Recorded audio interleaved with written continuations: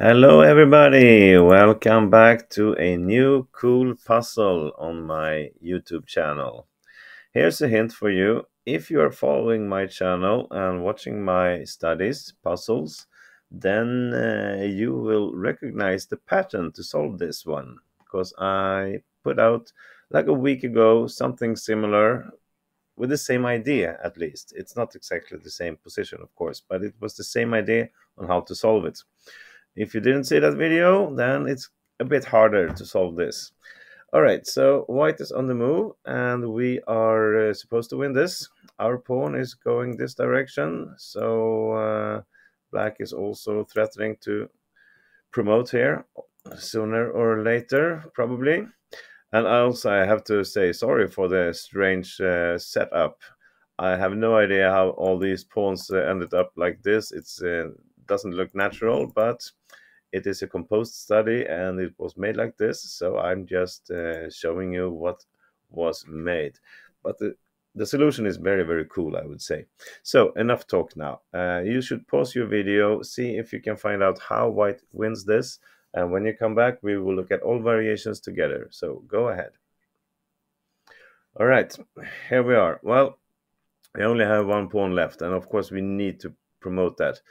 A bishop and a knight will not be enough to win against these pawns and a bishop. So the obvious move b7 to promote as quick as possible is of course not the right one. Then it would be too easy. Let me show you what happens. Do like this, and we're really not getting anywhere from here. Just trying to check. We will just lose our knight, and it's bishop of opposite colors, and we are a few pawns down, and we are not getting anywhere. All right, so let's try something else.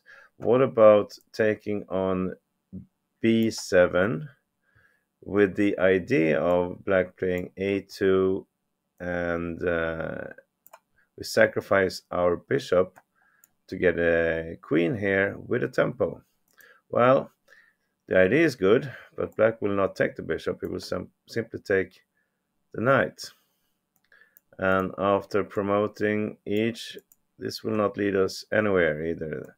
This pawn is being protected by the queen. There's no checkmate in sight. The obvious try with the queen d5, king c3. Okay, you can play queen d3. Let me just show you. This is not working because you can just put the bishop in between. This looks promising, and we lose our bishop. But queen and bishop against queen, and with these pawns, this is simply not winning. This is a draw for sure. Black can probably just do some perpetual checks here. Maybe even he can try to save his pawn and try to attack. Okay, so that's not winning. No, the correct move is to start with this bishop sacrifice. Because the idea now, if black takes it, yes, then we go there, take the pawn, and we will promote with a check. Let me show you what happens then. Okay, promote with a check. Now it takes the knight, and then we take here with a check and this pawn. All right, that's horrible. So maybe you should try something else, like taking the knight now. Still, we will threaten to take here and then there. Trying to just protect here is not gonna be good enough. White will win this with the check here. It's pretty easy win, and then just take this. But actually, it's even quicker to play queen c6 here. It's even better. The other thing is winning, but it takes longer time. This is winning very quick because we're threatening here and here with a check. This bishop needs to move somewhere, and if do like this, well, then we can just start with taking this pawn and then take here later. This pawn will never reach a2 because it's on a white square, and black cannot really protect it. All right. So after sacrificing the bishop, that was happening if we take the bishop. So instead, black needs to take the knight. And the point now of starting with this sacrifice is that depending on which piece black takes, we will decide whether to take on b7, as in the other case when it took the bishop. But now, when the king takes the knight, we are not taking on b7. Instead, we are playing b7 to promote here. And why is that? Well, it will become obvious soon.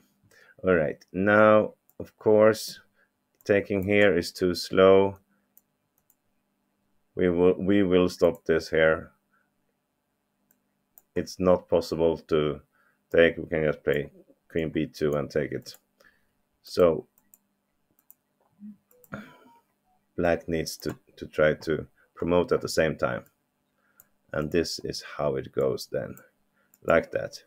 Okay, so this is what we aim for, but it's still, I mean, it's a queen each. It's bishop of opposite colors. We are 3 pawns down. How on earth are we winning this? If you want to, you can pause the video again and see the winning combination from here. And now it really helps if you saw the other puzzle I posted like a week ago. All right, here we go. Queen b4 check. Look at this. All these squares are covered. Black is forced with his king to go to e5. And the same situation here. Another check. All these squares are covered. Okay. What if he just goes back? Well, that's not so good. He's going to lose his queen. So needs to go to f4. And what do we do? Well, of course, the same thing. Give a check here. And the same pattern. Everything is covered. Black has to go back to e5. And now you see how white wins. We all see that. Beautiful. Check on h8. That's a skewer. And we're gonna take the queen.